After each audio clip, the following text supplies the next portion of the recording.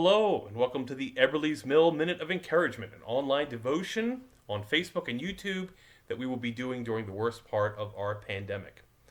But also, we will continue to meet in the church parking lot at 10 o'clock on Sunday morning until we're back inside.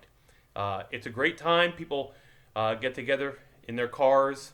They wave and honk at each other. It's a lot like Facebook. You can check up on your brother and sister without the messiness of actually interacting with them.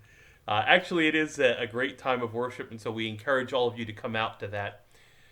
Well, this minute of encouragement will be connected to the last two. You might remember that in the last 2 minutes of encouragement, we started talking about the fear of the Lord. What it is not. We talked about how its depth is often muted and its significance subdued by the way it has been understood. We saw that the fear of the Lord is not restricted to the Old Testament. It's all over the Bible. And then the last time, we saw that the Bible seems to indicate that there are two kinds of fears. The fear of the Lord is different from most every other kind of fear. God doesn't want us to be afraid, but He does want us to fear Him. We gave the illustration of driving on the highway. The fact is, it would be silly, it would be problematic if I were scared to drive on the highway, if I were scared to kind of drive out there and go places on the highway. Now, at the same time, the reason that it's not scary for me when I drive on the highway is because I am on good terms with traffic. I obey the laws, and I keep up with traffic, all the rest of it. The fact is, if I didn't do that, if I went the wrong direction, if I went south on the northbound lane of 83, for example, there would be something to fear. And in that case, I should be afraid. And in the same way, we said that the fear of the Lord was being on good terms with God. We also said that another definition of the fear of the Lord is, again, not wanting to get on the wrong side of God. But we ended the last minute of encouragement with the question, what does the Bible say is the point of the fear of God? In other words, what are its practical purposes? And we can get some help here from the work of the great ethicist Joseph Telushkin. But let's consider 3 reasons that the follower of Jesus might nurture and pursue the fear of the Lord. To do this, we'll look at 3 biblical stories where the fear of the Lord plays an important part. The first thing we see the fear of the Lord doing is freeing us from other fears. That's what we're going to look at this time. And then in the next minute of encouragement, we'll finish up our series on the fear of the Lord by looking at the last 2. But what we're going to look at this time is that the fear of the Lord is able to free us from other fears. If we go to the beginning of the book of Exodus, we are introduced to one of the most evil of all biblical characters, Pharaoh in Egypt. The first chapter tells the story of how, in the ensuing generations between Joseph's reign in Egypt and the birth of Moses, the Israelites were blessed by God, and so they multiplied greatly. And this brought some fear and consternation into the heart of Pharaoh. He was concerned about the fact that they might, in fact, grow and eventually join up with their enemies and attack them from within. And there's an increase then in the forced labor that is placed over the Israelites, and soon they are a slave society. But they continue to multiply by the blessings of God. So Pharaoh decides that horrific measures need to be taken. And this takes us to verse 15 to 17 in Exodus chapter 1. It says, the king of Egypt said to the Hebrew midwives, whose name were Shiphrah and Puah, when you help the Hebrew women in childbirth and observe them on the delivery stool, if it is a boy, kill him. But if it's a girl, let her live. The midwives, however, feared God and did not do what the king of Egypt had told them to do. They let the boys live. Then the king of Egypt summoned the midwives, and we'll cut it off right there. Now, I want you to remember, Pharaoh was a fearful leader. He was a despotic ruler, and he did whatever he wanted in Egypt. These midwives should have been afraid of Pharaoh. After all, everyone else did. You remember that when this plan failed, the Pharaoh commanded the Egyptian people, you can see this in verse 22, to throw the Hebrew baby boys into the Nile River. And the people did it.